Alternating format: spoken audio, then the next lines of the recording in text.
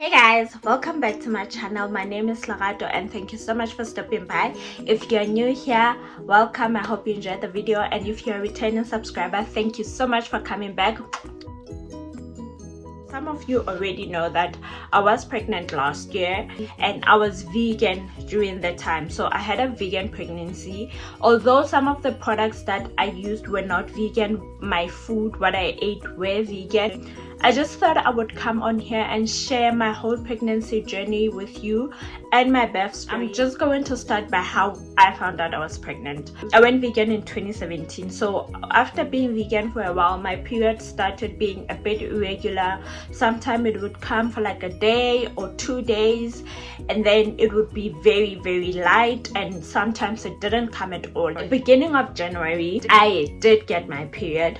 However, from I don't recall when, but in January I did, from the 15th I think, I did a 21-day fast, dry fast. I got my period in January, but in February I didn't, and I tried to research what could be the reason, like besides veganism, and then a lot of my research led to change in diet ultimately affects your cycle.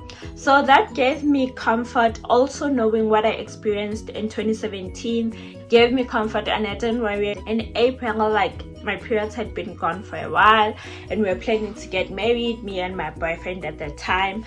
So we thought like, okay, let's just take the test so that we know. So we did the test. Okay, I didn't do that test with him because he was like, we need to incorporate the pregnancy in the plans, because he sort of knew. He was like, no, you're not the same person, you're pregnant, like you are the way you were first pregnancy. He was saying he sees me that same way. So I took a simple pregnancy test and it revealed that I was pregnant. We're excited that our family is growing because we have always wanted a big family. I had iron deficiency, so my iron levels were low and I had to take iron supplements. Unfortunately, I don't remember which supplements I took, but I don't think they are vegan because my gynae had little information about veganism and the type of medication, the type of supplements that would support that would be safe for pregnancy and still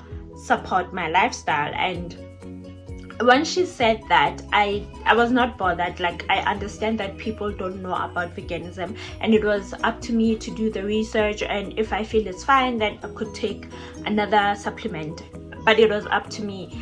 And unfortunately, I did not have that time. Like, I did not have the energy to do it because I was writing exams.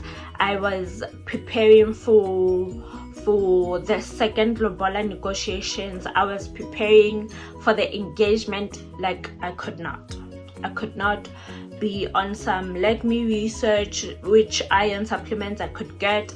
I could not. So I just decided to take the ones she gave me, and then also with the prenatal vitamins, I ended up taking Preg Omega. I don't think it's vegan as well.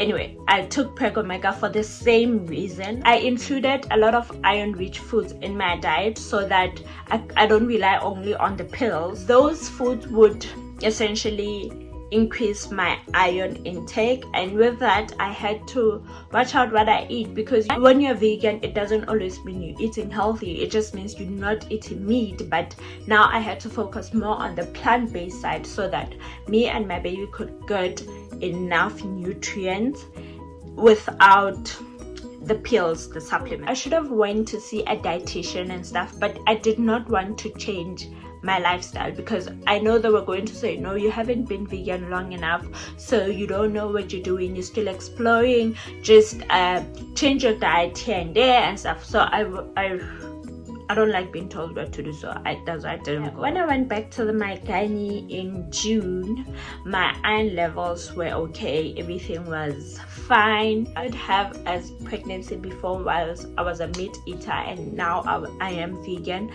I had so much more energy compared to that time, and I didn't gain a lot of weight. Most of my clothes fit me throughout my pregnancy. I didn't have to buy new clothes, which was so nice. And I had high energy. I mean, I planned my wedding and got married whilst I was pregnant. I had energy. I was not tired. I don't know if it was the adrenaline or if it was just because I'm eating good food that gave me energy. I managed to keep fit throughout my pregnancy, so I exercised and I was just living the healthy lifestyle that I had created prior my pregnancy, which is always good. If you get pregnant doing something, continue with it, but don't try out new habits when you are pregnant. Like, don't do it. So I gave birth at 37 weeks. It was a Thursday. With my first pregnancy, when my water broke, I was asleep. I just woke up and I was wet. So I don't know what it feels like when your water breaks. So with my second pregnancy, we were about to leave to go to work. And then I was like, I need to pee. Went to the bathroom to pee. Came back. Before we leave, I'm like, let me go to the bathroom again. I come out and I'm like, something's not right. Why am I peeing so frequently? I didn't drink that much water. And then I'm like, could it be that? And then we walk to the car. When we get to the car, I'm like, babe, I need to pee again. Walk back to the house and then go to the bathroom. Now I'm like, no, there's something wrong. So I tell him, I'm like, I think my water broke. I think I'm in labor. That time we have nothing for the baby, like nothing. We probably had a few vests, but that was it, because we are going to go shopping on Saturday. And the reason why we didn't have things at that time is just because with my first pregnancy I bought things so early. So I decided I'm not gonna buy anything early. I'm just gonna wait up until very close to the date, and then I will buy things, which was bad on my part, because when I went to the gynae on Tuesday, he told me, like, you're not gonna reach your due date. We're not gonna wait that far. This baby's gonna come soon.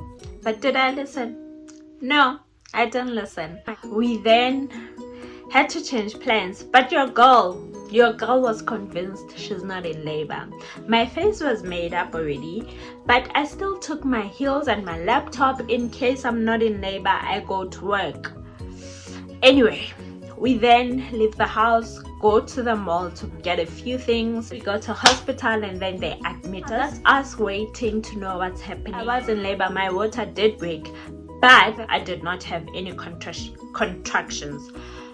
So I think around 11 or 12, they asked me, would you like a pill that will put you in labor, because right now you don't have any contractions? And I was like, yeah, sure, give it to me.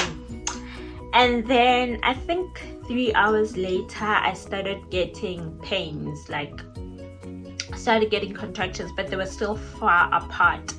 And then when they became close apart, you'll see that's when now the makeup is fading because the pain is real. I did get an epidural because I wasn't about to go through that pain. Like, no. But before the anesthesiologist, yeah, I don't know if that's how you pronounce it or not. Anyway, got there. The pain was bad, guys. Then the makeup went off a little bit. Fast forward to 8 p.m. That's when I was dilated enough, and then they called the gynae. Although it wasn't my gynae was on maternity leave, and she had assured me that by the time I give birth, she would be back at work. But now I'm giving birth earlier, so she wasn't back at work. But the doctor that stood in for her, feel at ease. Around 8, he came and he checked how dilated I was, and it was about the right size. And then because my daughter was there with my mom, and they didn't want to traumatize my daughter, so my mom and my daughter had to step out of the room. And it was so quick, like compared to my first pregnancy. This one literally just like 2 pushes and he was out. I didn't tear, so healing time was quicker. He weighed 2.7, and then he was, I think, 40 49 centimeters or 48 centimeters, a bit smaller than my first child. But yeah, that was it. And then I gave birth to a healthy baby. Just believed that my son was in my arms. And that is my birth story, my pregnancy story, and the rest from that. You know how veganism went after that for me. I was a bit lazy. If there's one thing I could go change, I would change the prenatal vitamins that I took and the iron supplements that I took. I would have done my research properly into veganism so that I have a full vegan pregnancy. And if I do ever get pregnant again, that is what I will do. Other than that, I wouldn't change anything. My pregnancy was beautiful. I didn't have any morning sickness. I didn't have any swollen feet. I wore heels throughout my pregnancy. I didn't have any of the negative experiences. I've never had them, so I'm grateful for that. I've had a pregnancy, a normal pregnancy, while I was a meat eater, and a vegan pregnancy. I definitely enjoyed both of the pregnancies. Thank you so much guys for watching. If you enjoyed the video, please give it a massive thumbs up, and don't forget to comment and subscribe to my channel. We'll see you guys in the next video.